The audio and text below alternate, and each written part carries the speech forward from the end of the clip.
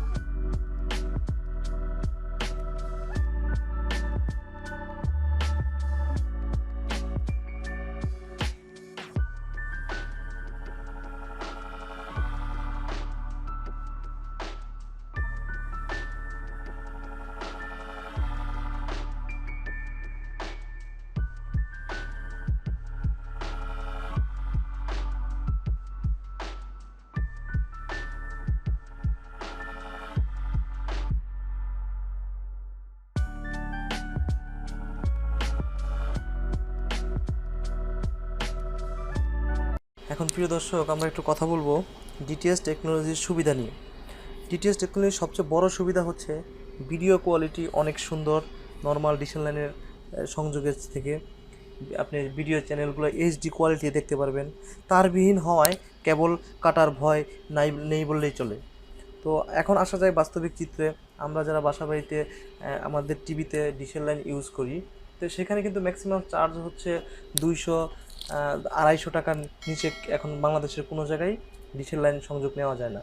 সেই তুলনায় আমাদের ডিটিএস যে আকাশ সেট বক্সের মাধ্যমে 249 টাকায় নিরবিচ্ছিন্ন ভালো চকচকে ছবি কিন্তু দেখা যায়। তো আমি ব্যক্তিগতভাবে আকাশের পারফরমেন্সে আমি অনেক সন্তুষ্ট। তো সবাইকে আমার চ্যানেলের ভিডিও দেখার জন্য অসংখ্য ধন্যবাদ। কোনো কোশ্চেন থাকলে অবশ্যই কমেন্ট বক্সে জানাবেন। আর ভিডিওটি ভালো লাগলে অবশ্যই লাইক করবেন, শেয়ার করবেন, সাবস্ক্রাইব করবেন। ভিডিও দেখার জন্য অসংখ্য ধন্যবাদ।